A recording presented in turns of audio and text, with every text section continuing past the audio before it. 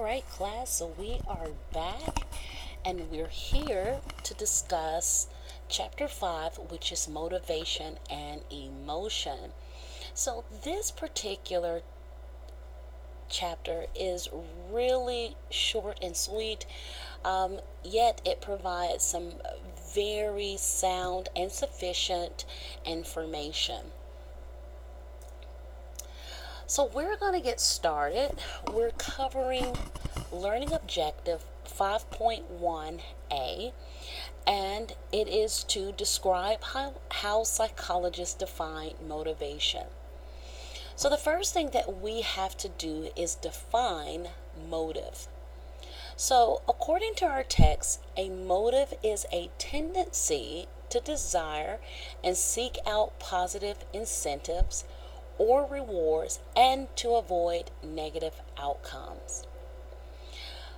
So this body of material is really going to provide a clear explanation for how we develop some form of motivation.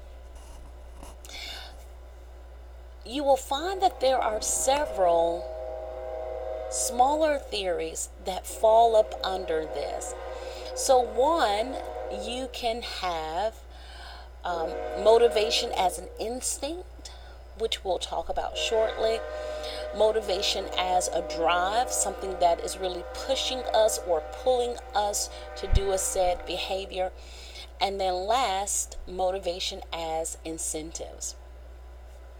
This particular video will primarily cover motivation as an instinct as well as motivation as a drive. So let's take a go at it. So the first theory really cites that a lot of our motivation is prompted by our instinct. So an instinct is an innate impulse from within a person that directs or motivates behavior. Now, this line of thought really was prompted by evolutionary theory, which was created by Darwin.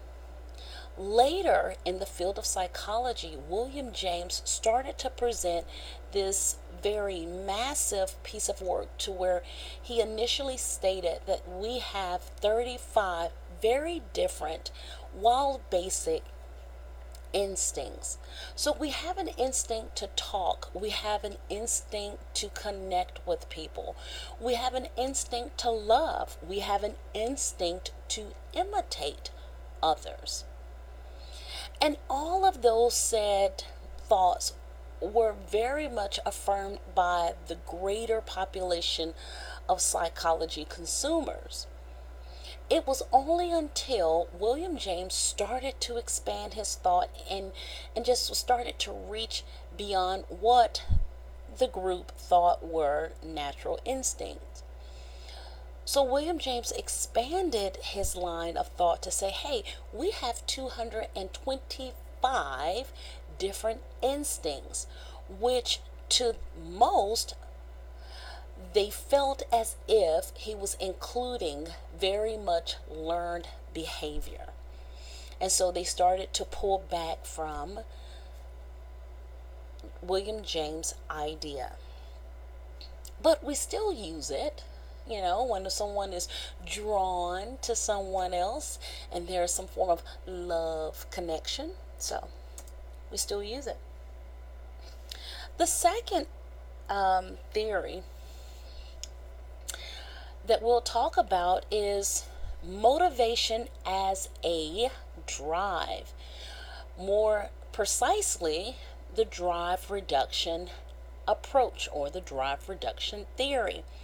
Now, it's really important that you cite the fact that this theory has two major subcategories.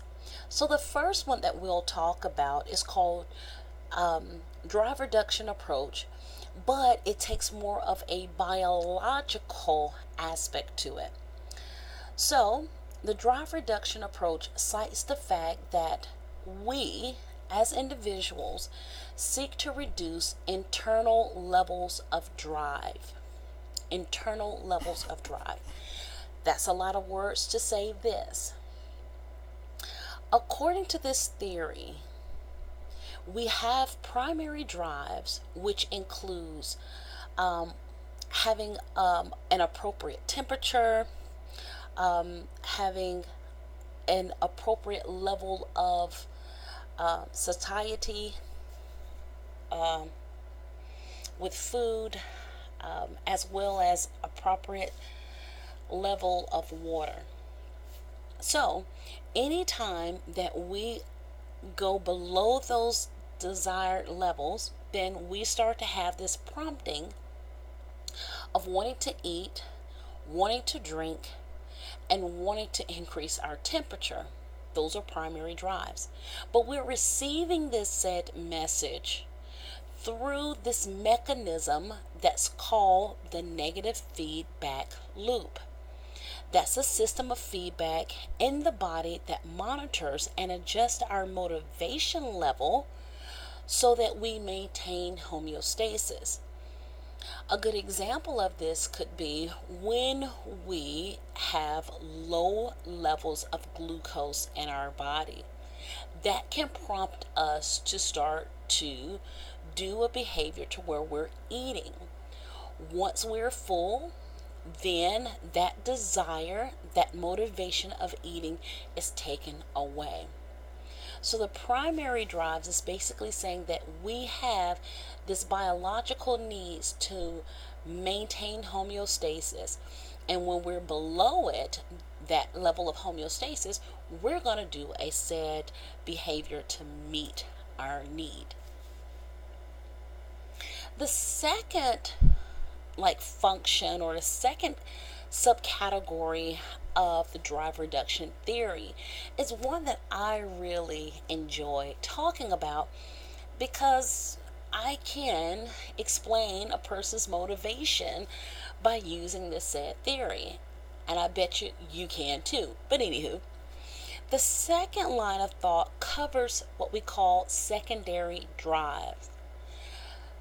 Secondary drives. So secondary drives is a learned drive that is not directly related to biological needs. So it's not directly related to biological needs.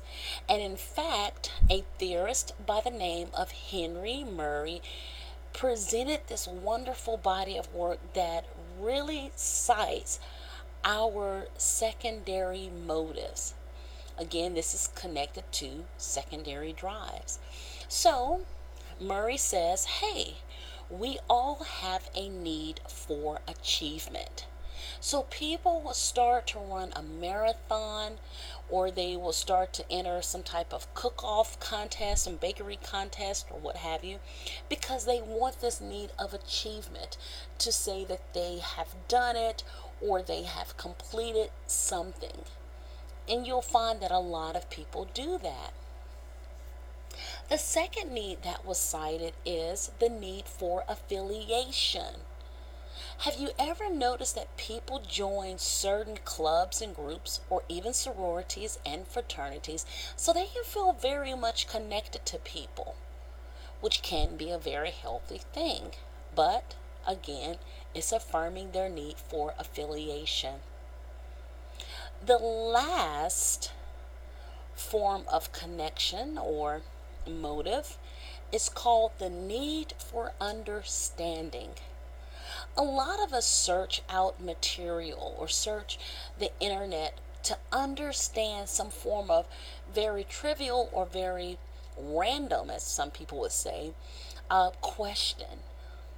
And it's because we want to have this feeling of fully understanding somewhat of some form of content. So secondary drives, again, are not biological drives. They're more learned. And Henry Murray said that we have these secondary motives that push our need for achievement, our need for affiliation, and our need for understanding. Now, you will also find that there are some drawbacks to these theories. For instance, the primary drive theory, which is connected to the drive reduction theory, doesn't provide a really good explanation for why people overeat. So that's one drawback. The drive reduction theory also fails to give an account for times when we seem to motivate ourselves by increasing the tension or arousal levels within our bodies. A good example of that is riding a roller coaster. So, there are some major limitations to our theories. So, I'm going to close out 5.1a, and um, I'll see you back at 5.1b. We'll talk about some of the other theories of motivation. See you soon.